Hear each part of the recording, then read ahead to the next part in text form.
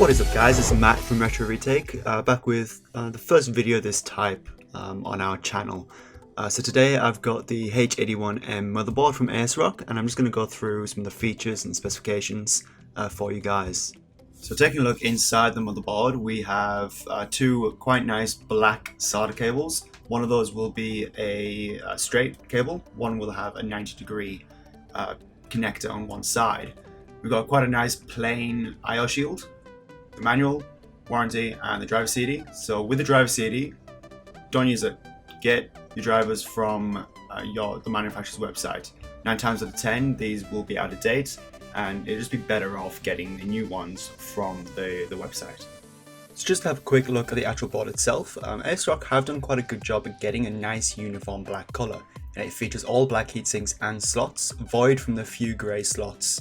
However, upon closer inspection of the actual PCB of the board, it does turn out to be a more blacky brown colour. This is expected, seeing as it is an entry-level motherboard, and it does go for around the $70 mark. Unfortunately, it doesn't actually feature heatsink for the VRMs and power delivery though. The H chipset isn't meant to be overclocked, and thus the cooling for the VRMs is assumed to be taken care of by the CPU cooler installed. If you were looking for an overclocking oriented board, I would suggest going for a Z chipset at least. Z chipsets are meant to be overclocked, therefore they do feature proper cooling for the VRMs and better power delivery as well. They will feature more power phases, which does allow the CPU to get nice, clean and efficient power delivery to the CPU. So I do plan on pairing this board with the G3258. It's just a dual-core Pentium from Intel, clocked at 3.2 GHz, and I am hoping to overclock it as well. So I'll let you guys know how I can overclock that with a H chipset, as well as seeing how it does go, especially without that VRM heatsink. Alright, so we'll have a look at the layout of the motherboard now. So I grabbed this image from the manual that came with the board, just so it's easier to point out the features for you guys, and it's a bit easier to understand than picture the actual board. So for RAM, this board supports up to 2 sticks of DDR3 memory with speeds of 1600, 1333 and 1060 MHz. It does not, however, support ECC memory, which is sort of server grade stuff, and supports up to a maximum of 16 GB. So for storage for this board, you have 4 SATA ports. 2 of the ports, which I'll highlight red, are your SATA 2 ports with speeds of up to 3 GB per second. The lower 2 are your SATA 3 ports. They support newer hard drives and solid state drives with speeds of up to 6 GB per second. So for expansion slots, the H81 supports 2 PCI slots and 2 PCIe slots. The PCI slots sit between the 2 PCIe slots and will offer the usage of older expansion cards, such as a few network interface cards and sound cards.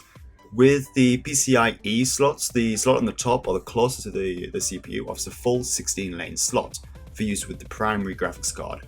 The slot towards the bottom of the board is only wired for forced lanes, but does allow full-size cards to be used. Alright, so taking a look at the I/O panel for this motherboard, you've got 2 USB ports, a PS2 keyboard port, then the graphical inputs, which include the VGA, DVD-I, and the HDMI. Next to that, you've got 2 more USB 2 ports, 2 USB 3.0 ports, Intel Gigabit LAN, and then your full 7.1 channel audio.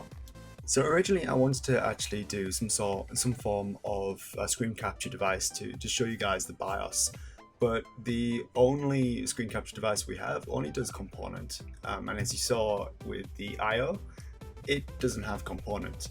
Then I thought about maybe emulating it on a virtual machine with my main desktop. Apparently that is incredibly hard to do. I couldn't even find any lead on an emulator for BIOSes. So when you first enter the BIOS, you're greeted with this screen. This just gives you a rundown of the current hardware installed, so you can see that I have a G3258 and 8 gigs of system memory. I will also be giving a brief overview of the BIOS, just touching on the basics of setup. So next over, we have the OC tweaker panel. So this motherboard was purchased for a client who obviously wanted a cheap, mid-range gaming PC. So I was hoping to overclock the G3258. At the very top of this page, you can see that you have the option for the non-Z overclock.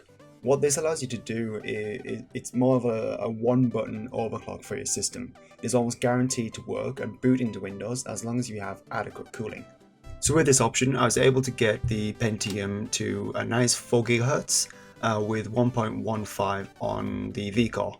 The temperatures hovered around 50 degrees, which is quite nice for everyday usage, especially when, during the stress test it was pinned at 100% load. Normal everyday usage is not going to pin the CPU at 100%, so temperatures will be well below that 50-55 degree witnessed in the stress tests. So if you're in the market for a cheap overclock capable board, I would highly recommend the H81M by ASRock. As I have said, it features a nice black theme that will fit almost any color theme, as well as the ability to overclock. Thank you for checking out my review and rundown of the H81M motherboard by ASRock, and I apologise that it was more of a slideshow, but please bear with us whilst we iron out the creases of production of this type of video. Don't forget to like, comment and subscribe for more. Adios.